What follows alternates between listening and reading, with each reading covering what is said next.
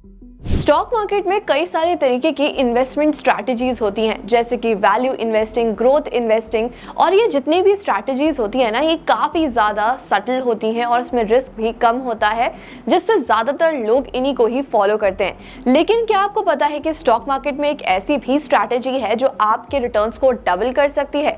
But yes, उसमें risk तो ज़्यादा होता ही है, साथ में इन्वेस्टर्स उससे ज़्यादा दूर भी भागते हैं। मैं बात कर रही हूँ मोमेंटम इन्वेस्टिंग स्ट्रैटेजी की।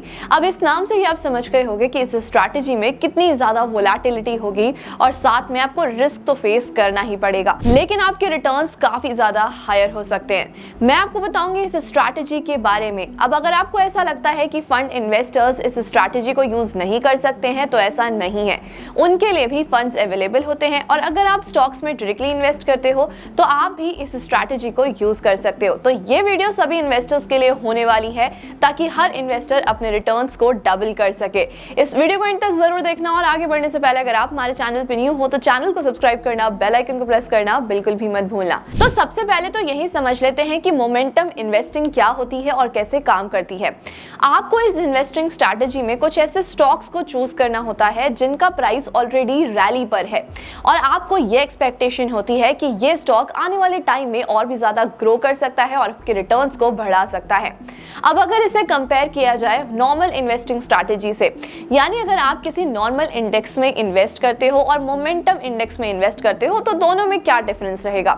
सबसे पहले अगर आप किसी नॉर्मल इंडेक्स फंड में इन्वेस्ट कर रहे हो तो वहां पर आपकी वोलेटिलिटी कम होती है, साथ में आपको बार बार बाय एंड सेल नहीं करना पड़ता, यानी कि आपके जो मूवमेंट और चेंजेस होते हैं वो नॉर्मल इंडेक्स फंड में काफी कम होते हैं। वहीं अगर बात की जाए मोमेंटम फंड की, तो वहां पर आपका जो वोलेटिलिटी होता है वो भी इंक्रीज होता है, और साथ में आपके जो मूवमेंट्स होते हैं बाय एंड सेल के, वो भी काफी ज्यादा इंक्रीज हो जाते हैं। इसमें बार बार आपको चेंजेस करने पड़ते हैं, और साथ में स्टॉक्स को बार बार चेक भी करना होता है कि वो स्टॉक कैसा परफॉर्म कर रहा है। अगर हम मोमेंटम फंड के एक इंडेक्स की बात करें जो कि निफ्टी का 200 मोमेंटम 30 इंडेक्स है, उस इंडेक्स ने सभी के अकॉर्डिंग 60% ज्यादा रिटर्न्स दिए हैं इन 1 ईयर। अब अगर बात की जाए कि momentum investing buy and hold strategy से कैसे डिफरेंट होता है, तो मैं आपको एक एक कर पॉइंट समझाती हूँ।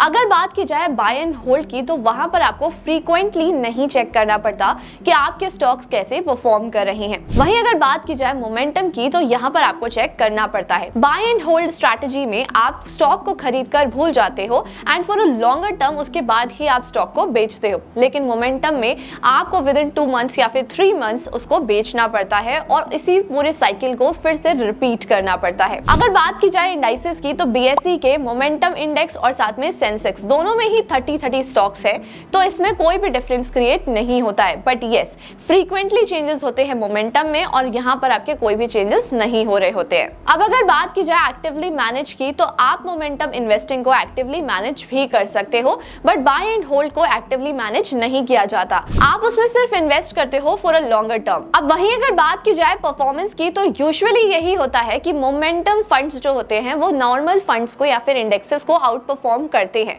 बट ये भी डिपेंड करता है कि आपने कौन से स्टॉक को चूज किया हुआ है और आप कौन से इन्वेस्टमेंट को फॉलो करते हो। अब बहुत बार ऐसा होता है कि मोमेंटम फंड ने नेगेटिव रिटर्न्स भी दिए हैं। जैसे मैंने आपको बोला कि मोमेंटम इन्वेस्टिंग में आपको काफी ज्यादा वोलेटिलिटी को फेस करना पड़ता है, तो स्टॉक जितनी तेजी से ऊपर जाता है उतनी तेजी से नीचे भी आ सकता है। वहीं अगर बात की जाए, अगर आपने उससे बेटर स्टॉक्स को चूज किया हुआ है या फिर आपने अंडर वैल्यूएशन वाले स्टॉक को चूज किया हुआ है, हो सकता है वो आपको बेटर रिटर्न्स प्रोवाइड करे, बट यहाँ पर हम ये अजम्पशन लेकर चल रहे हैं कि आपने निफ्टी 50 में इन्वेस्ट किया हुआ है, जो कि एनएसई का एक इंडेक्स फंड है। उसी से ही हम यहाँ पर सारे कंपैरिजन करने वाले हैं और जानने वाले हैं कि कौन सा इंडेक्स फंड आपको बेटर रिटर्न प्रोवाइड करा कर दे रहा है। अब सबसे पहले बात करते हैं इन्वेस्टर्स के पॉइंट ऑफ व्यू से कि आप कौन कौन से फंड में इन्वेस्ट कर सकते हो। सबसे पहले मोमेंटम फंड में आता है निफ्टी का 200 मोमेंटम 30 इंडेक्स फंड। तो बेसिकली उसमें से टॉप 30 स्टॉक्स को चूज किया जाता है और उसमें इन्वेस्ट किया जाता है। टॉप 30 को कैसे चूज करते हैं? अब बहुत सारे फंड मैनेजर्स लास्ट 3 मंथ्स का रिटर्न देखते हैं और ये देखते हैं कि कौन से स्टॉक्स ने आउट परफॉर्म किया है सभी स्टॉक्स को, और उन्हीं स्टॉक्स को चूज कर उसमें इन्वेस्ट किया जाता है। अब अगर नेक्स्ट इंडेक्स फंड की बात की जाए तो वो है निफ्टी मिड कैप 150 मोमेंटम 50। अब यहाँ पर जो निफ्टी का मिड कैप इंडेक्स फंड है 150 वाला, उसमें से 50 स्टॉक्स को चूज किया जाता है जो कि मिड कैप कंपनीज हैं। अब मिड कैप कंपनीज वो वाली कंपनीज होती हैं जिनका कैपिटलाइजेशन लार्ज कैप कंपनी से कम होता है, यानी कि टॉप 100 कंपनीज के बाद आने वाली कंपनीज होती हैं mid cap companies. Mid cap के अगर ग्रोथ की बात की जाए तो इनके पास ग्रोथ अपॉर्चुनिटी काफी ज्यादा होती है मार्केट में, और साथ में ये ग्रोइंग बिजनेसेस होते हैं, तो यहाँ पर आपके रिटर्न्स इंक्रीज होने के चांसेस ज्यादा हो जाते हैं। अब सबसे पहले बात करते हैं निफ्टी का 200 मोमेंटम 30 के बारे में कि उसने कितने रिटर्न्स जनरेट किए, and according to the Nifty 50 इस मोमेंटम फंड ने कितने ज्यादा रिटर्न्स दिए हैं। अब आपको मेरी स्क्रीन पर एक चार्ट दिख रहा होगा जिसमें आप 1 वीक से लेकर आप 3 इयर्स तक के रिटर्न्स को चेक कर सकते हो। अब क्योंकि यहाँ पर हम हर 3 महीने में चेंज करते हैं तो हम 3 मंथ्स के रिटर्न्स को कंसीडर करते हैं। अगर बात की जाए एब्सोल्यूट रिटर्न्स की तो इसने करीब 14% के एब्सोल्यूट रिटर्न्स दिए हैं। ये फंड बेसिकली 2021 अगस्त में लॉन्च किया गया था, इसीलिए इसका ज्यादा डेटा तो अवेलेबल नहीं है, बट अगर 1 ईयर का रिटर्न देखा जाए तो इस फंड ने काफी अच्छा परफॉर्म किया है और अपने इन्वेस्टर्स को करीब 68% का रिटर्न भी दिया। अब समझते हैं उन कुछ क्राइटेरियाज के बारे में जो बेसिकली आप अपने स्टॉक पिकिंग में यूज कर सकते हो। सबसे पहले अगर आप किसी मोमेंटम इन्वेस्टिंग के लिए स्टॉक को पिक कर रहे हो तो आपको रिटर्न पीरियड 6 महीने से ज्यादा नहीं लेना है।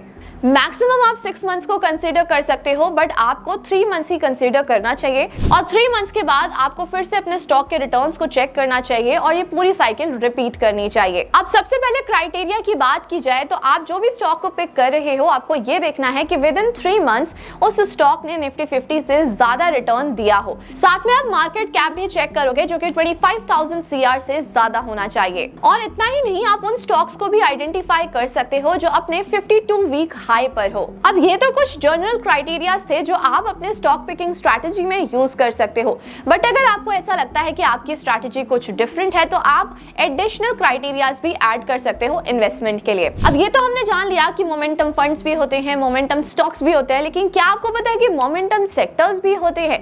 यस। अब अगर सेक्टर्स की बात की जाए तो आप उन सेक्टर्स में इन्वेस्ट करते हो जो कंटिन्यूअसली ग्रो हो रहे हैं और उनके ग्रो होने के चांसेस भी हायर हैं। अब अगर मैं आपको 3 सेक्टर्स की बताऊं तो वो सबसे पहले है मेटल, ऑटोमोबाइल्स एंड पावर। सभी ने ही लास्ट ईयर में काफी अच्छे रिटर्न्स जनरेट किए हैं। मेटल की बात की जाए तो वो लगभग 19% है, ऑटोमोबाइल की बात की जाए तो वो लगभग 16% है, और सेम विद पावर 16% के रिटर्न्स जनरेट किए हैं।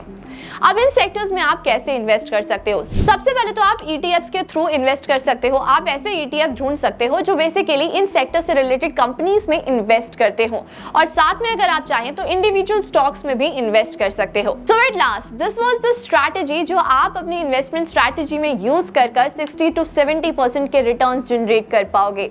आई होप आपको एक अच्छी क्लैरिटी मिल गई होगी। स्टिल अगर आपको कोई भी कंफ्यूजन है आप मुझे कमेंट करके पूछ सकते हो, और साथ में अगर अभी तक आपने इन्वेस्टमेंट स्टार्ट नहीं की है तो आपको आज से ही इन्वेस्टमेंट स्टार्ट करनी है। उसके लिए आपको एक डीमेट अकाउंट की जरूरत जरूर पड़ेगी, जिसका लिंक आपको हमारे डिस्क्रिप्शन बॉक्स और पिन कमेंट में मिल जाएगा। आप फ्री में डीमेट अकाउंट ओपन करा सकते हो।